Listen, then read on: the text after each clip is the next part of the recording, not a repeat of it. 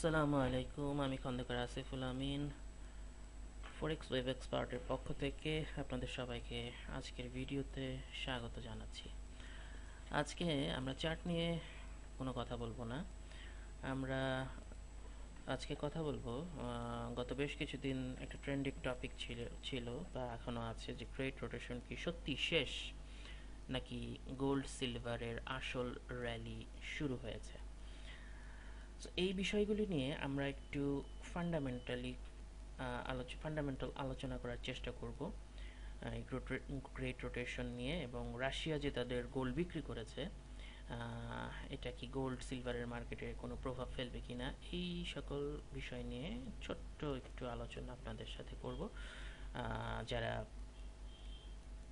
যাতে করে আপনাদের মার্কেট বুঝতে কিছুটা সুবিধা হয়। তো চলুন, সবগুলো বিষয় বা পুরোপুরি বিষয় আমরা কয়েকটা পয়েন্টে ভাগ করে নিয়েছি। এই বিষয়গুলি আমরা সহজ ভাষায় বোঝার চেষ্টা করি। সো আমরা গত সপ্তাহে মার্কেটে কি দেখতে পেলাম? গত সপ্তাহে মার্কেটে পুরো স্টক মার্কেট সেল অফ ছিল। এই স্টক যেমন এনভিডিও পতন হয়েছে, ক্রিপ্টো মার্কেটে ক্র্যাশ। এই সব কিছুর মাঝেও গোল্ড ও সিলভার সবচেয়ে বেশি শক্তিশালী ছিল। বিশেষ করে টপ 10 অ্যাসেটের মধ্যে গোল্ড সিলভার এবার প্রায় 58% ভ্যালু দখল করে রেখেছিল গত সপ্তাহে, যে মার্চ এবং এপ্রিলের পর এটা প্রথমবার দেখা গেল। এর কারণ কি? এর কারণ হচ্ছে সেফ হ্যাভেনে ডিমান্ড বাড়ছে, যার ফলে আমরা একটা ধারণা করতে পারি যে নিয়ার ফিউচারে গোল্ড এবং সিলভার আরও শক্তিশালী হবে। সেকেন্ড যে বিষয়টা, সেটা হচ্ছে রাশিয়া। রাশিয়া কি সত্যি গোল্ড বিক্রি করে দিয়েছে? অনেক মিডিয়া গত সপ্তাহে বলতে শুনেছি রাশিয়া ইজ ডাম্পিং গোল্ড। এটা আসলে নতুন কিছু না। 2022 সাল থেকেই রাশিয়া এই কাজটা করছে। বিষয়টি আসলে পুরোপুরি রাশিয়ার দেশীয় বাজারের মধ্যেই সীমাবদ্ধ।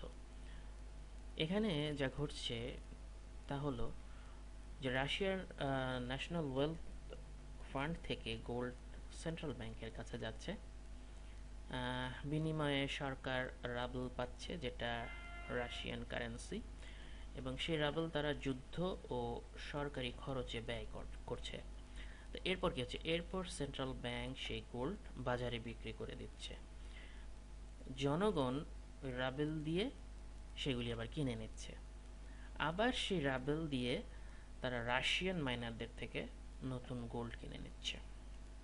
ফলাফল কি হচ্ছে, কি দাঁড়াচ্ছে আসলে রেজাল্টটা? রাশিয়ার সেন্ট্রাল ব্যাংকের গোল্ড রিজার্ভ প্রায় আগের মতোই থাকছে, এবং জনগণ রাবেল দিয়ে গোল্ড কিনছে, রাবেল মার্কেট থেকে বের হয়ে যাচ্ছে, ইনফ্লেশন কমে যাচ্ছে। আরেকটা যেটা হচ্ছে, রাশিয়া ডলার ছাড়া অর্থনীতি চালাতে পারছে। সুতরাং রাশিয়া গোল্ড ফেলে দিচ্ছে এ কথাটি একদমই ভুল, তারা ঘুরিয়ে আবার গোল্ড কিনে নিচ্ছে। এবং সবচেয়ে গুরুত্বপূর্ণ বিষয় যেটা, সেটা হচ্ছে এতে করে গোল্ড মার্কেটের জন্য নেতিবাচক কোনো প্রভাবই পড়ছে না, বরং এটা প্রমাণ করে যে যেই দেশগুলো শক্তিশালী গোল্ড রিজার্ভ আছে তারা ডলার ছাড়াই চলতে পারছে। সুতরাং এখানেও আমরা বলতে পারি যে ভবিষ্যতে গোল্ড এবং সিলভারের আরও শক্তিশালী হতে যাচ্ছে। 3 নম্বর পয়েন্ট হচ্ছে, অনেকে বলতেছেন যে গ্রেট রোটেশনটা কোথায় হতেছে। গ্রেট রোটেশনটা বলতেছে অনেকে যে গোল্ড সিলভার বিক্রি করে মানুষ বিটকয়েনের দিকে যেতেছে। অ্যাবসোলুটলি রং। প্রকৃত গ্রেট রোটেশনটা হইতেছে আসলে স্টক মার্কেট এবং বন্ড মার্কেট থেকে মানুষ সরে গিয়ে গোল্ড এবং সিলভারের দিকে ঝুঁকছে। কারণ মানুষ এখন সরকারি বন্ড, ডলার এবং ফিয়াট মুদ্রার উপর বিশ্বাস হারাচ্ছে। সো মানুষ গোল্ড এবং সিলভারের দিকে বেশি বেশি ঝুঁকছে, যার ফলে গোল্ড এবং সিলভার আরও শক্তিশালী হচ্ছে। এটা আমাদের 3 নম্বর পয়েন্ট ছিল। তো 4 নম্বর পয়েন্ট কি? 4 নম্বর পয়েন্ট কোশ্চেন যেটা আসছে যে তাহলে ভবিষ্যতে কোন অ্যাসেটটা টিকে থাকবে? এতক্ষণের আলোচনা থেকে এটা খুবই স্বাভাবিক, ভবিষ্যতে কোন অ্যাসেট টিকে থাকবে, তাই না? কারণ এনভিডিয়া এবছর ভালো প্রফিট হলেও গত সপ্তাহে 14% কিন্তু ফল করছে। বিটকয়েন, ইথেরিয়াম 30 to 40% ফল করছে। অন্যদিকে গোল্ড আর সিলভার মাত্র 7% নিচে নামছে।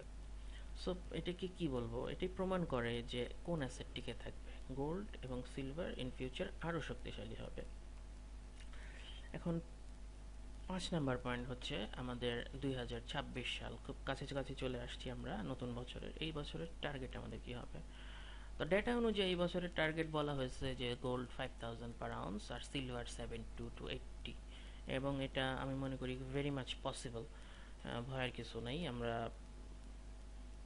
হয়তো জানুয়ারি ফেব্রুয়ারির দিক থেকে মার্কেট এর উত্থান দেখতে পারবো নতুন বছর শুরু হলে, ইভেন ডিসেম্বরেও দেখতে পারি। তবে তবে মার্কেট যদি পুল ব্যাক করেও, তখন আমরা কি করব? তখন করণীয় কি? সো তখন করণীয় হচ্ছে গোল্ড সিলভার পুল ব্যাককে ভয় পাওয়া যাবে না, এটাকে অপরচুনিটি হিসেবে নিতে হবে। মার্কেট যদি ক্র্যাশও করে সেটা হবে স্বল্প মেয়াদি ক্র্যাশ, কিন্তু দীর্ঘমেয়াদে মেটালস কিন্তু সেরা রিটার্ন দিবে। বিকজ আমি যেটা দেখলাম, বিগ টাইম ফ্রেমের চার্টে গেলে আপনারা দেখতে পারবেন অক্টোবরের লো রেঞ্জগুলি এখনও বাই জোন হিসেবে টিকে আছে। আমি এগুলোকে অ্যাগ্রেসিভ অ্যাকুমুলেশন জোন ধরে আগাচ্ছি। গোল্ডের চার্টে 4000 যে এরিয়াটা আছে, সেই এরিয়াটা, সেই জোনটা একাধিকবার টেস্ট করা হয়েছে। এইখানে প্রাইস আর আসবে কিনা, 4000 যে জোনটা, এখানে আর আসবে কিনা এটা নিয়ে সন্দেহ আছে। আসলেও পারে, যদি আসেও তাতে প্যানিক হবার কিছু নেই, আমাদেরকে প্রিপেয়ার থাকতে হবে। সো প্ল্যান করতে হবে, প্ল্যান করে আগাইতে হবে। তাহলে আমাদের প্ল্যান কি? প্ল্যান হচ্ছে গোল্ড এবং সিলভার যদি পুল ব্যাক করে সেটাকে ভয় না পেয়ে আমাদেরকে বড় টাইম ফ্রেমে একটা অ্যানালাইসিস করে দেখতে হবে এবং এটাকে অপরচুনিটি হিসেবে নিতে হবে।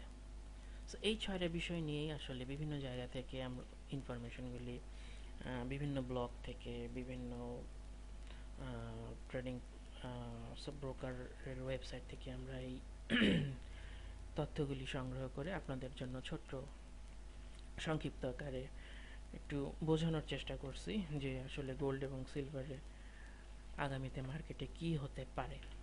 সো শেষ কথা হচ্ছে, আমার এই ভিডিওর শেষ কথা হচ্ছে গোল্ড এবং সিলভারের বড় র্যালি সামনে আসতেছে এবং এই র্যালি এখনও শুরু হয় নাই। সুতরাং আমাদেরকে একটু ধৈর্য ধরে অপেক্ষা করতে হবে এবং সুযোগ বুঝে মার্কেটের ভালো চার্ট, প্যাটার্ন, মোমেন্টাম, জোন এগুলি সব বুঝে আমাদেরকে সুন্দর মতো মার্কেটে ঠান্ডা মাথায় ঢুকতে হবে।